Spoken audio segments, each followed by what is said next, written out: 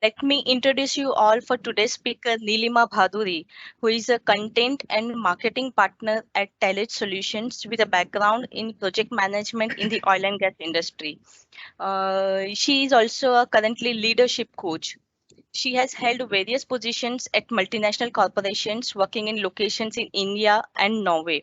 In the last 18 years of her career, she has had a diverse exposure to portfolio management, contract management, engineering coordination, cost control, procurement, resource planning, HSSC team management. She is a PMP certified professional and is currently pursuing a master's in industrial organization psychology, in addition to her bachelor's degree, which she has obtained in electronics and instrumentation engineering, and postgraduate diploma in marketing management. So, with this, I hand over to Nilima and Varshini to take the event forward. So, yes, Nilima, over to you.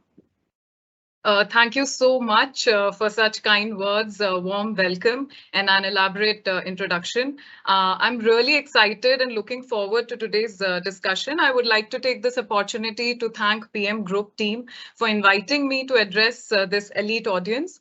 I would also like to make a point here that I'm still a learner and a novice in this long journey, and each day teaches something new, which I try to grasp.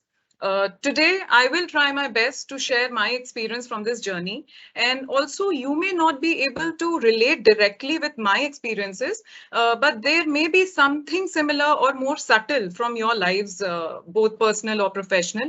And I sincerely hope that it helps you in some way or the other. Thanks once again.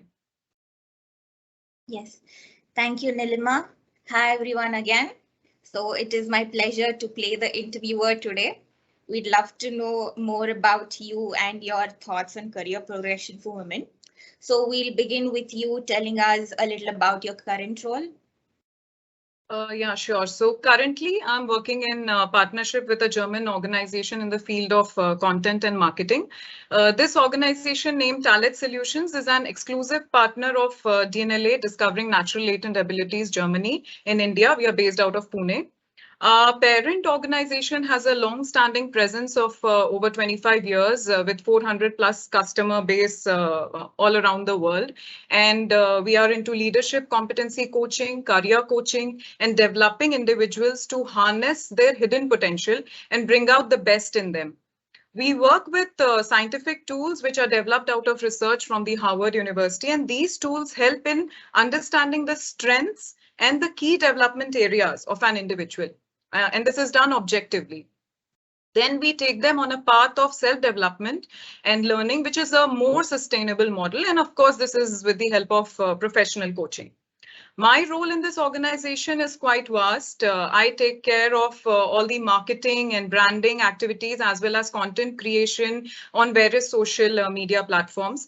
I maintain client relationships and I solve their challenges on a daily basis. I also contribute towards leadership coaching, which is helping me hone my own skills. And the certification from International Coaching Federation is the next on my learning path. Along with corporates, we also work with academic institutes to develop the next generation of leaders because we believe in early stage development, as the students are the ones who are the torch bearers of their alma mater in the corporate world. So this is about my work at the moment. That's quite an interesting role. I really believe that you must be really quite good at what you do. So talk us through your career journey. Is this what you initially planned? I'll answer the second part of the question at the end. I completed my engineering degree in electronics and instrumentation, and unfortunately, we did not have very good placements at that time. So every student had to find their potential employment on their own. And with fire under my belly, I started job hunting. I got my first break as an associate in Wipro Spectramine, where my job was to manage some resources, do some cost and plan reporting. Soon I realized that I wanted more responsibility and I had to do something to move out from this role. So again, job hunting started after a year at Wipro Spectramine, and I landed up in a German company again who manufacture pumps. We were based in Pune. There I worked for 2 years handling operations and delivery as well as client relationships. Soon I got another opportunity with a Norwegian firm, and that was the turning point in my life. I started working in the field of instrumentation for an year, and soon I moved to project management, and I was exposed to the oil and gas industry, which is one of the largest sectors in the world in terms of dollar value, generating about $5 trillion in global revenue as of 2022. There, I worked for 8 long years and handled various projects. Statoil was our major client, and I led a team of engineers from various disciplines like structural, vessels, mechanical, process, electrical, etc. And we executed projects in the Norwegian continental shelf. I was deputed to Norway a couple of times based on the project needs, and this opened many avenues for me as far as professional as well as professional growth was concerned, because we worked in a very diverse and multicultural environment. From Arca Solutions, I moved on to take up the role of a project manager in Honeywell.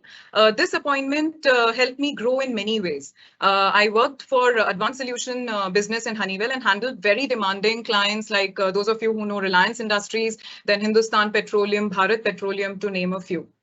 There was a lot of travel in this role, and the project team as well as the scale of the projects was huge. As an example, one of the projects was implementation of process monitoring system across 8 sites of Reliance. And this meant innumerable site visits, handling client meetings, as well as monitoring the project internally so that it is delivered on as per schedule, approved budget, and industrial quality standards. I worked for Honeywell for 3 years and then moved on to the construction site of an organization, Petrofac, in a smaller city. Here, again, I was part of a project management team where I had to oversee the project and liaise with the client, the project management consultant, which was Engineers India Limited, site team, engineering team back in Mumbai, and various contractors and close to 3,000 laborers who worked at site. So I had to be at site thrice a week in fire retardant coverall, safety shoes, helmet, etc., and monitor the project progress under scorching sun. And the site working hours were 6 days a week, 65 hours per week. So I admit it was indeed one of my toughest job till date. In fact, even when the pandemic struck in March 2020, we were grounded for only for the first strict lockdown that was declared in our country. And soon on 7th May 2020, I remember the date so well because we were so fearful of this new disease, but we were expected to be back at site. And I worked throughout the peak pandemic times in 2020. Early in the year 2021, I quit Petrofac to take care of my young daughter, who is now 12, but at that time she was homebound and due to the pandemic, like all other children across the world, and was feeling very lonely as I used to work very long hours, and my husband, who was a submariner in the Indian Navy, was hardly at home sailing most of the time. So that is when I began another chapter of my professional journey and stepped into talent management and leadership coaching. I have a very flexible schedule now, and I perform my duties from home. So that is the long story about my journey till now. The second part of your question is what you plan. The straight and simple answer is no. The reason began long ago, way back in my 10th standard, when like all of us, we had to opt for which field to pursue further to make a career in. And I'm sure many of you can relate to this. I was very keen personally to make a career in the field of psychology, but due to peer pressure, parents and teachers and relatives, extended relatives, neighbors, I had to take up science and then engineering. So I just followed what came my way. Initially, I did work in instrumentation for some time, but soon I realized that it was not my cup of tea. So I moved on to project management. Rest of the moves majorly happened due to the fact that I'm married to a defense personnel, and I tried my best to keep the family together and at the same time continue working. So that's about it, Varshini. Yeah, that's quite vast and really impressive. You should be proud of yourself and how far you've come. So please tell us about, the personality traits you possess that you believe have shaped your or influenced your career progression. I come from an army background. My father served as a doctor in the Indian Army, and I grew up with my two lovely sisters and witnessed the strength of a woman throughout my childhood in the form of my beautiful mother. And as everybody knows, the army life is extremely tough with very frequent transfers, and these are remote locations and very limited access to a normal lifestyle. The responsibility of holding the fort strong and tight while my father used to be away for long field tenures was instilled in me by my mother, who almost single-handedly raised three young daughters while also being a full-time teacher in army school. This teaching of hers that no matter what, one should always be strong enough to face every challenge of life and be independent emotionally and financially was taught to me by my mother. My father, who commanded many regiments during his tenure, demonstrated the power of perseverance and resilience. And because of these life lessons, I always have the never giving up attitude. As life is never according to what you plan, I got married to a naval officer and again relived my history where I have been managing my home, work simultaneously. The strongest attribute I feel helped me sail through till today is to continue trying and never succumb to the circumstances. I shaped my career according to the situation at hand and tried to do my best. There were, in fact, many situations where I could have given up easily, but I never did and strived hard to continue my journey. From childhood, I was always trained to be very strong-minded and believe that there is a solution to every problem and have faith in your capabilities and maintain an optimistic perspective always. I have never been fearful or hesitant to ask for what I feel is my due or seek justice if I see something unethical is happening. So just to give you an example, in my previous role at Petrofac, I had a challenge around the working hours on Saturday of the nanny who used to take care of my daughter while I was away at work. Since it was a working day for me, the only thing I needed was to be able to leave an hour early than the designated time laid out for the employees. So before accepting the appointment letter itself, I contemplated this situation and I decided and go and ask the authorities for this flexibility. As had I not asked, the answer was anyways a no. So I did ask, and guess what? I got it.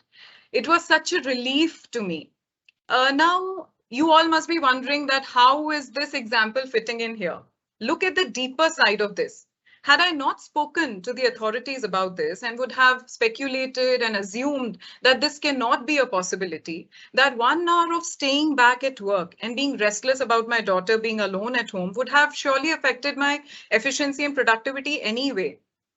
And this would also have developed a resentment subconsciously against the organization or the HR policies. So the point I'm trying to make here is that sometimes you just have to go with your gut feeling and put your needs and requirements on the table, as this has a huge role to play as far as your career progress is concerned. And believe me, these small things sometimes pull us down.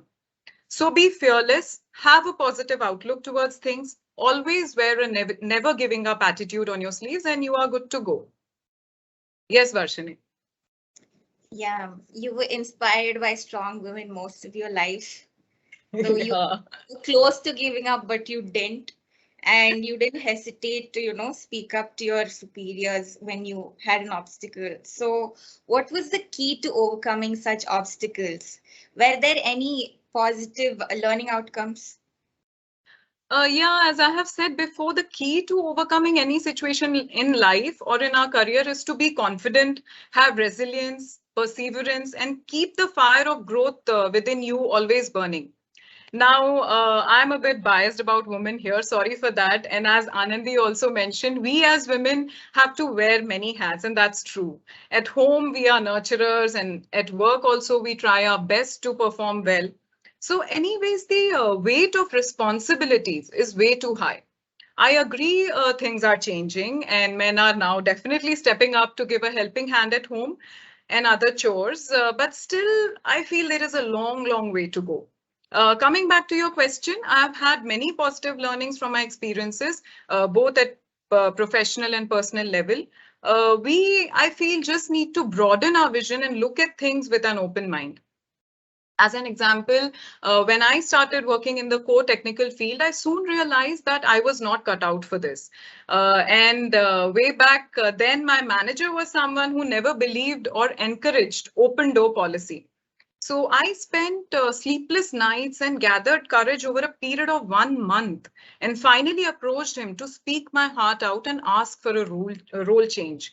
Believe me, I still get goosebumps thinking about that 1.5 hour discussion that I had with him in his cabin.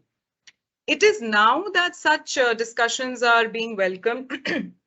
But at that time, it was like a hush hush topic. This was year 2009. Now, looking back, I feel so happy that I did ask for this change. And today, where I have reached is because of that first step that I took. And of course, I have to give credit to my manager because his support completely changed my course of life. Next is that we have to continuously keep up to the industry requirements. When I was in Arca Solutions and I was thinking of a better opportunity, I went ahead to do the project management certification from PMI USA, which opened completely new doors for me. I was literally handpicked by Honeywell. One more very important aspect for our careers is family support. An understanding partner plays a vital role, I would say the most important role in supporting and encouraging one's career growth. It also comes with numerous sacrifices, and being from the defense background, I had my shares too. I could not join him for a few of his appointments, and he was posted to Russia for 3 years on a special mission. And I stayed back with my parents while working at Honeywell. My responsibilities increased multifold as I had to take care of my toddler, a small pet dog, parents, and also a demanding job. We used to shuttle every 3 to 4 months to Russia and make the most of the little family time that we had together. I completely agree. This journey is not a smooth sail, and there'll be numerous challenges. But at the end, the sweetness of having it all will only be yours, and you will look back over these years of struggle and sweat with a smile. Yes, Varshini. Yeah, thank you for sharing that. It sure is inspiring. You mentioned, prioritizing your daughter, your pet dog, family, while also focusing on your work, which was quite demanding. So tell us about, career progression whilst factoring work-life balance. Yeah, so there is no sure short answer to this. Work-life balance is a game which we have to keep juggling with till our last breath. And yes, one thing that can help in a big way is to set the priorities right. When my daughter was an infant, my priority was to leave for home on time. Maternity leave way back then in 2008 was not that great. It was just 84 days. So by the time I was actually realizing and accepting the new role of a mother, it was time for me to get back to work. She was just 4 months running when I joined back. And those were one of the toughest times as my total traveling time up and down to work was 3 hours. And I was literally running like a machine. At that time, I had great support also at work. I was allotted projects which were kind of easy on me and did not require late working hours. At each juncture of your life, you have to decide what is your priority. Now my daughter is 12 years old and is quite on her own with her school, cycling in the evenings, lot of extracurricular activities, playing with friends. So I'm now able to focus more on my work and also other hobbies that interest me.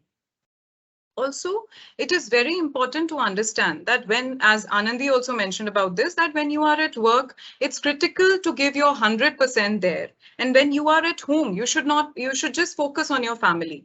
If this critical balance is not drawn, then you will keep worrying about home while at work and vice versa. And in this bargain, you actually don't do justice to either.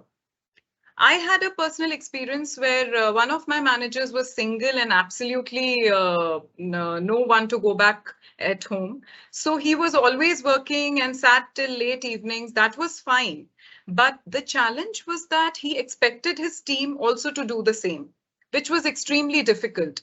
Yes, I agree. If there are important project deliveries lined up, you may happily work late and deliver those. But on a daily basis, working late for no reason will never do good to anyone, as this finally takes a toll on the mental health and overall efficiency as well as productivity.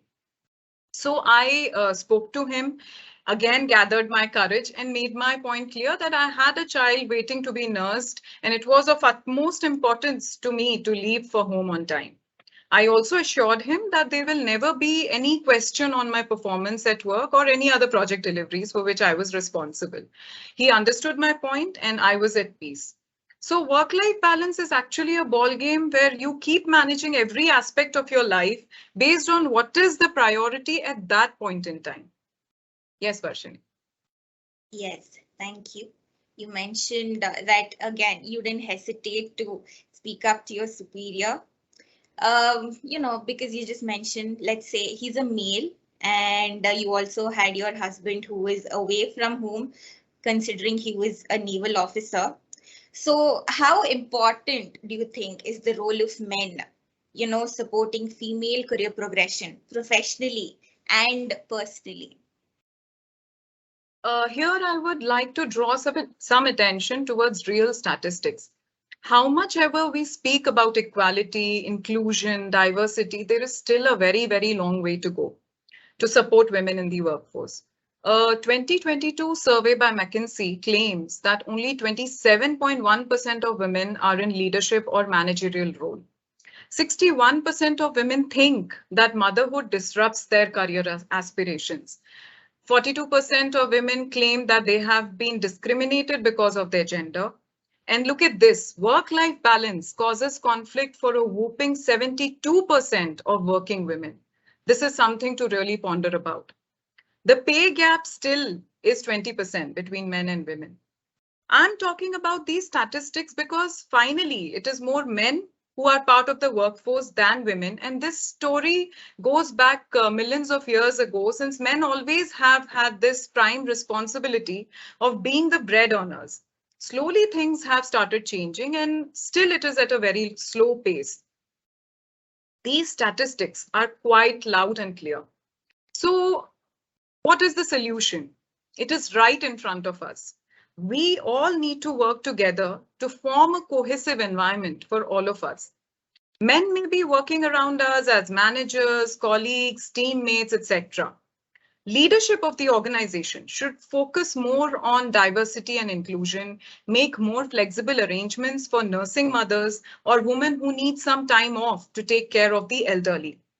Various flexible options should be devised so that the decision of quitting work never comes across any woman's life. Secondly, mentorship is another very important approach where men can guide women. Many times we are at a juncture where we are unable to take a decision for ourselves, as our mind is clouded with many, many thoughts, and we just need some professional guidance to clear the air. And then we should definitely have someone to go to for guidance. Many organizations are now running these programs where mentorship is facilitated for employees.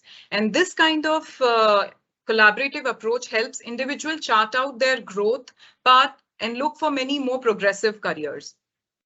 One of my mentors, whom I take guidance from every now and then, was someone whom I met in one of the workshops that we did together.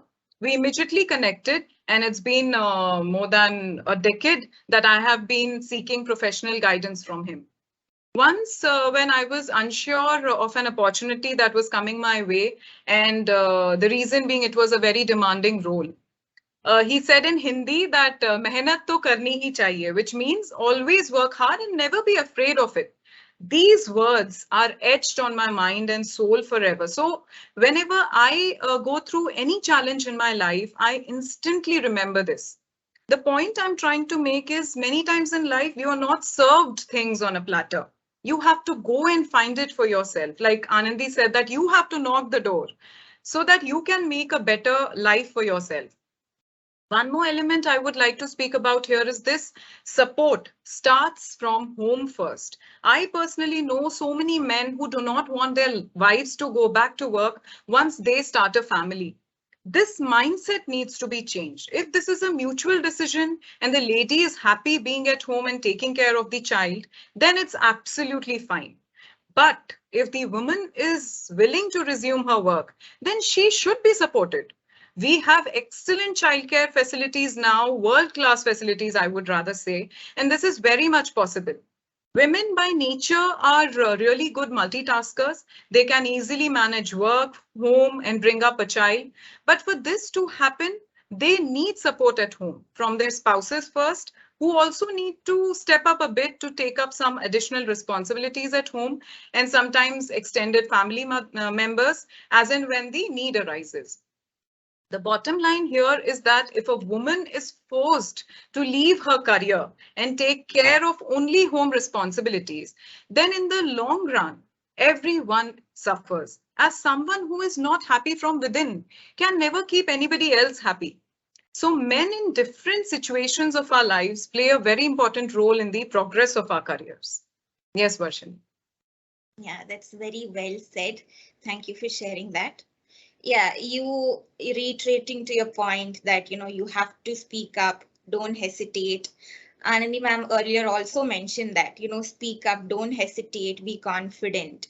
So how important it is to, communicate and be heard while also effectively influencing others to speak up. Okay, so here I want to request all the women audience especially to introspect that how many times has it happened that you have been in a conference or a meeting or some other time there are questions asked or the discussions that are happening around you, question about some new idea or solutions, and you have lots to contribute and speak up, but you refrain yourself thinking that maybe my answers are not good enough or my solutions are not good enough, or maybe I'll be made fun of since I'm not that good enough. What does this mean? It indicates lack of confidence or the magnitude of self-worth is very low. Though deep down in your heart, you are quite aware of your capabilities. So here, the onus lies on you. Speak up. Put up your points on the table. Here, I would highly recommend a must-read book, Lean In, by Sheryl Sandberg, who is the CEO of Meta Platforms. There are such important tips about how you can change your life 180-degree from where you are today. I agree that it is not easy, but unless and until you don't give it a try, how will you know where you stand? One thing I have understood very well through my personal experience is that once you stand up and speak your mind, people start noticing you and your opinions are given importance. I'll give a small example from my one of my experience. In one of the previous organizations, there was a new software which was introduced to help us maintain the database of the ongoing projects, the status of each project, upcoming milestone, etc., etc. And the software was still in testing phase, and we were amongst the first batch to be trained. While this training was going on, I asked a couple of questions around certain glitches of usability that I saw, since it was a hands-on training. The trainer had answers to few of my questions, but few of the questions were parked aside.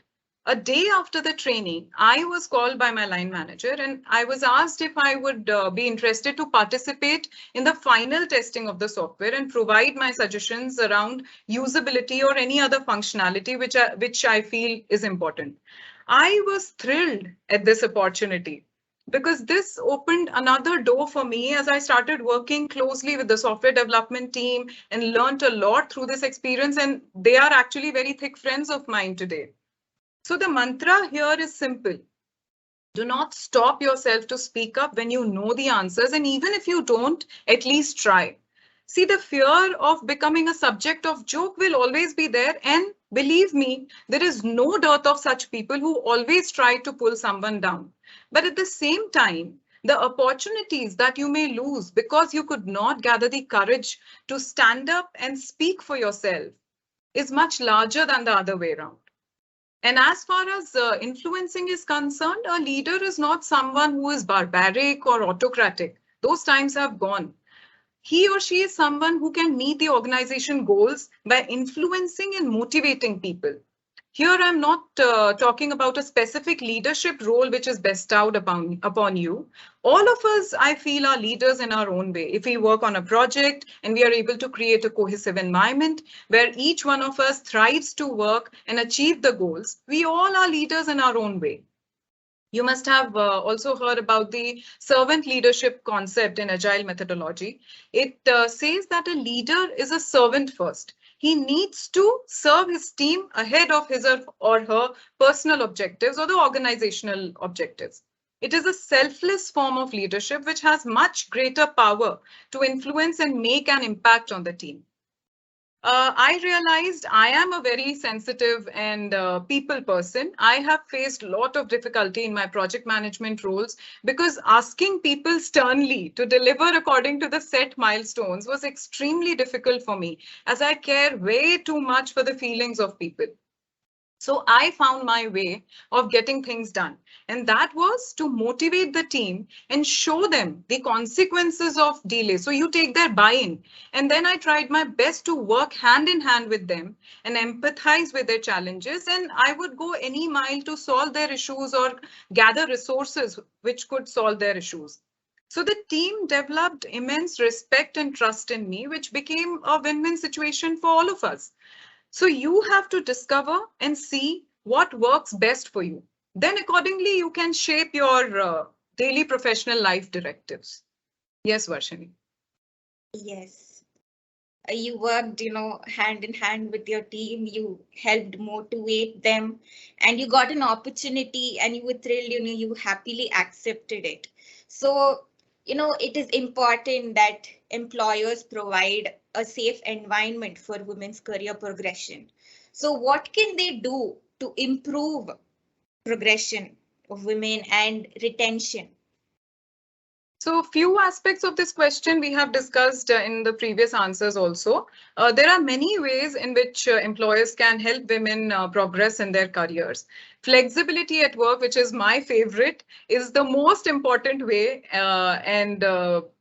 In fact, there was a study done in US and it was found again that 32.1% women drop out of work for childcare responsibility. So just imagine if every organization can provide a full-fledged creche facility, or if that is not possible practically, then tie up with nearby daycare centers, then half of the battle is won for these young mothers. Next is providing opportunities based on skill sets and competencies and not based on gender. Knowingly or unknowingly, gender bias does exist. If a manager needs to allot resources for a project, he should not make any assumptions himself about whether a woman can do it or not. Best is to ask the good lady if she would be interested.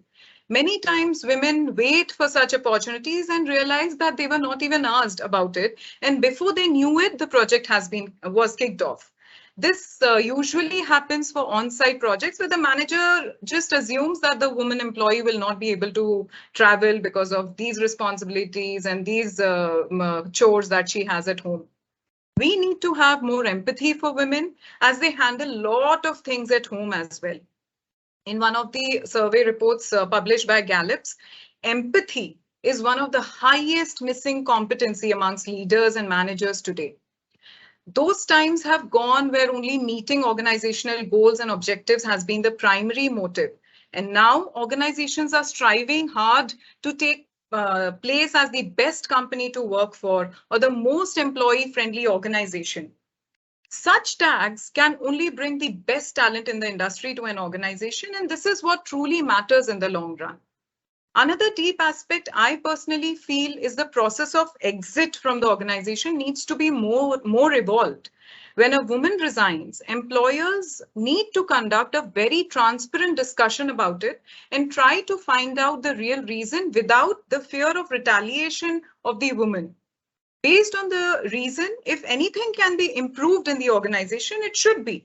It may be related to flexibility, late working hours, disrespectful work environment, and so on and so forth. More avenues for self-development should be provided. Here also the onus lies on the employee where he or she should identify any specific professional development measures that can be taken up, which helps the individual as well as the organization. So you can take this up with your line manager and walk on the path of self-development. Yes, Varshini. Yes, thank you so much for sharing that. I learned quite a bit today. I'm sure the others have too. So lastly, do you have any tips and advice relating to career progression or for those looking to change roles? Yeah, the only thing which is required for this is courage to take a decision and identification of your true passion. I'm sure many of you must have read the famous Japanese book Ikigai. The crux of that book is the combination of your passion with your work. So it's extremely important to identify and realize what is your passion. In fact, we are very fortunate now that our ecosystem is evolving and no one is judging anybody else for taking unconventional routes. The internet is flooded with such stories such as a doctor who started a tea stall, a Harvard pass out who is now completely immersed in social work, an engineer who is now contributing to learning and development, leadership coaching, etc. So you find out what is your calling and never be afraid of trying. Speak and discuss this with your mentors, your friends, colleagues, whom you can trust, and think of what you're doing currently and whether you can contribute more to some other field. Because unless and until you don't try, how will you know whether you will succeed or not? And the plus is, at least there'll be no regrets at the end. Sometimes in life, we just have to take a leap of faith, and this may open unknown doors full of opportunities and success. So since this is the last question, I would like to talk about the key takeaways from my discussion. I reiterate over here. Always wear the never give up attitude on your sleeves, always. Come what may. Continue taking small steps rather than not any. Always keep yourself industry ready. Never hesitate to seek support when needed, and always focus on the larger picture and do not let small setbacks demotivate you. My last tip for all of you is recommendation of few books. Lean In by Sheryl Sandberg, which I have already spoken about. Next life-changing book for me has been Becoming by Michelle Obama.